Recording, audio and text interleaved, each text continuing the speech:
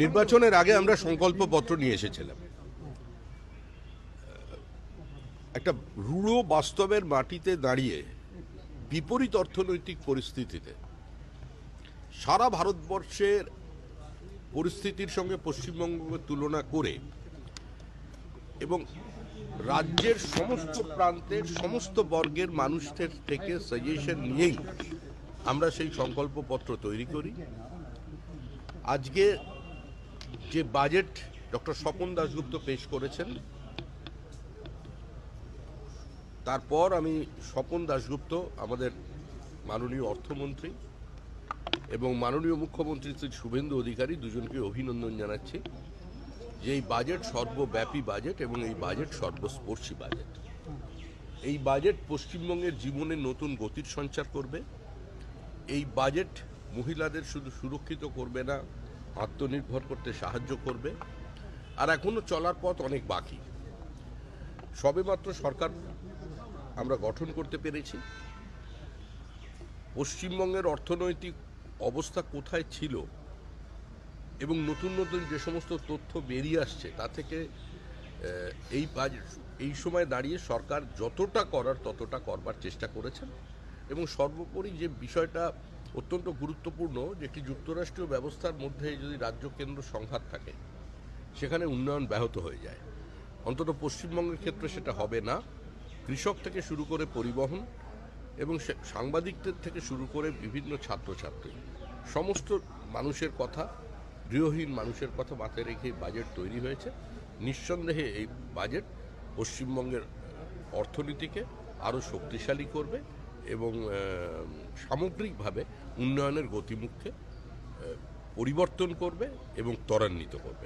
রাজ্য সরকারের কর্মচারীদের একটা দীর্ঘদিনের ডিএ নিয়ে একটা বিষয় ছিল, সেখানে 20% ডিএ বাড়ানো। আমাদের এই মুহূর্তে আমাদের সাধ্যমতো আমরা বলেছিলাম যে সরকার গঠন হবার 45 দিনের মধ্যেই এই সরকার রাজ্য সরকারি কর্মচারী এবং পেনশনভোগীদের যে প্রাপ্য ডিএ, যেটা তাদের অধিকারের মধ্যে পড়ে, সেই তার ওপরে কাজ শুরু করবেন এবং কেন্দ্রের হারে আমরা এই রাজ্যে ডিএ দেব। আপনারা জানেন পরিস্থিতি বর্তমানে কি আছে। আমরা শুরু করলাম, আমাদের একটু সময় লাগবে। মুখ্যমন্ত্রীকে, অর্থমন্ত্রীকে আর একটু সময় দিতে হবে, শিল্পমন্ত্রীকে, তারা পরিস্থিতির পরিবর্তন। নতুন জেলা ঘোষণা হলো শ্রমিকদের অনেকগুলি, এতে কি মনে হয় যে দীর্ঘদিনের মানুষের ওখানে চাহিদা ছিল, আবেগ ছিল। আমরা পার্টি হিসাবে আমরা বিকেন্দ্রীকৃত অর্থনীতি এবং বিকেন্দ্রীকৃত প্রশাসনে বিশ্বাস করি। ডিসেন্ট্রালাইজেশন অফ পাওয়ার, এটা আমাদের পার্টির ঘোষিত অবস্থান এবং 50-এর দশক থেকেই তদানীন্তন ভারতীয় জনসংঘ এবং বর্তমানের ভারতীয় জনতা পার্টি এই কথা বলে এসেছেন।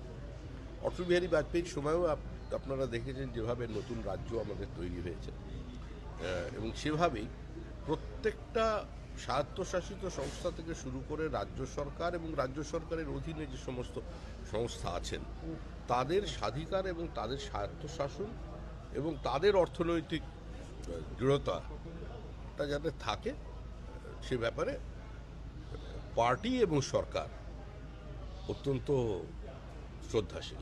ফলতাকে মডেল এলাকা হিসেবে গড়ে তোলা হচ্ছে, যেখানে পুষ্পা ত্রাস ছিল, মানুষজন ভোট দিতে যেতে পারতেন না। ওগুলো এখন অতীত, ওগুলো পশ্চিমবঙ্গের মানুষ আর আলোচনা করতে চাইছেন না।